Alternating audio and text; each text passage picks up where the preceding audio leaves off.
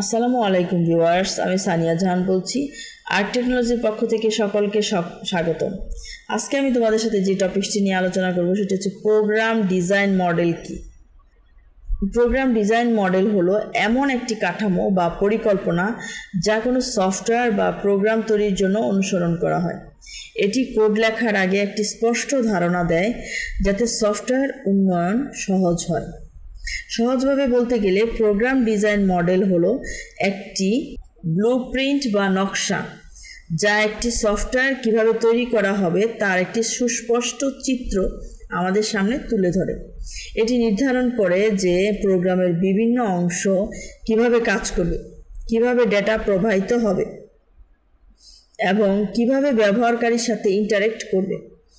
একটি ভালো design model অনুসরণ করলে সফটওয়্যার ডেভেলপমেন্টের প্রক্রিয়াটি অনেক গোছালো এবং কার্যকর হয়।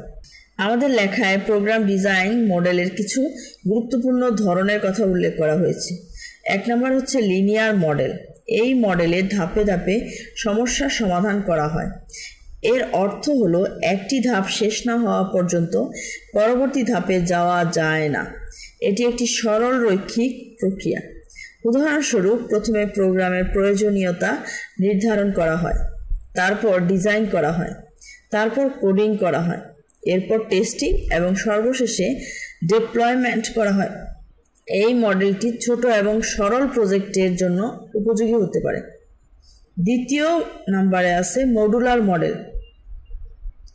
এই মডেলে একটি বড় প্রোগ্রামকে ছোট ছোট অংশে ভাগ করা হয়। এই ছোট অংশগুলোকে মডিউল বলা হয়। প্রতিটি মডিউল একটি নির্দিষ্ট কাজ সম্পন্ন করার জন্য ডিজাইন করা হয়। পরবর্তীতে এই মডিউলগুলোকে একত্রিত করে সম্পূর্ণ প্রোগ্রামটি তৈরি করা হয়। এই পদ্ধতির সুবিধা হলো প্রতিটি মডিউলকে আলাদাভাবে ডেভেলপ এবং টেস্ট করা যায়, যা জটিল প্রোগ্রামিংকে সহজ করে তোলে। 3 নম্বর হচ্ছে টপ ডাউন মডেল। এই মডেলের প্রথমে প্রোগ্রামের প্রধান অংশ বা মূল কার্যকারিতা চিহ্নিত করা হয়। তারপর সেই প্রধান অংশটি ছোট ছোট উপ অংশে ভাগ করা হয়।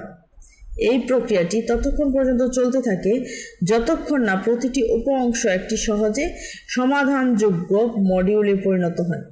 এটি একটি হায়ারার্কিক্যাল স্তরীভূত কাঠামো তৈরি করে, যেখানে উচ্চ স্তরের মডিউলগুলো নিম্ন স্তরের মডিউলগুলোর কার্যকারিতা ব্যবহার করে। 4 নম্বর হচ্ছে বটম আপ মডেল। এই মডেলটি টপ ডাউন মডেলের বিপরীত। এখানে প্রথমে ছোট ছোট এবং স্বতন্ত্র মডিউল তৈরি করা হয় যা নির্দিষ্ট কিছু কাজ করতে পারে। পরবর্তীতে এই মডিউলগুলোকে একত্রিত করে বৃহত্তর এবং জটিল কার্যকারিতা সম্পন্ন প্রোগ্রাম তৈরি করা হয়। এই মডেলটি তখন বেশি উপযোগী যখন ছোট ছোট কিছু ইউটিলিটি ফাংশন বা কম্পোনেন্ট আগে থেকে তৈরি থাকে এবং সেগুলোকে ব্যবহার করে একটি সম্পূর্ণ সিস্টেম তৈরি করা প্রয়োজন হয়। উদাহরণ হিসেবে, যদি একটি ক্যালকুলেটর প্রোগ্রাম তৈরি করতে হয় তাহলে মডুলার মডেল ব্যবহার করে যোগ, বিয়োগ, গুণ, ভাগ আলাদা ফাংশন হিসেবে ডিজাইন করা হয়। এর মানে হলো ক্যালকুলেটরের মূল কাজগুলো যোগ, বিয়োগ, গুণ এবং ভাগ।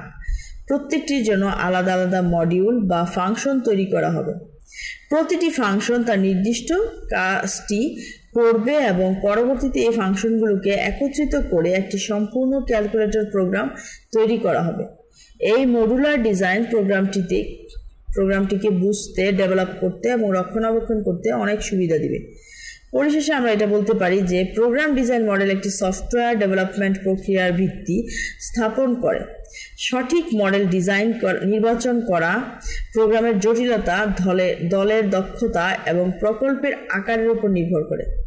একটি উপযুক্ত ডিজাইন মডেল অনুসরণ করে আমরা একটি কার্যকর, ত্রুটিমুক্ত এবং সহজে রক্ষণাবেক্ষণযোগ্য সফটওয়্যার তৈরি করতে পারি। আমাদের চ্যানেলটি যদি তোমাদের ভালো লেগে থাকে অবশ্যই লাইক, কমেন্ট, সাবস্ক্রাইব করে আমাদের সাথেই থাকবে। ধন্যবাদ সবাইকে।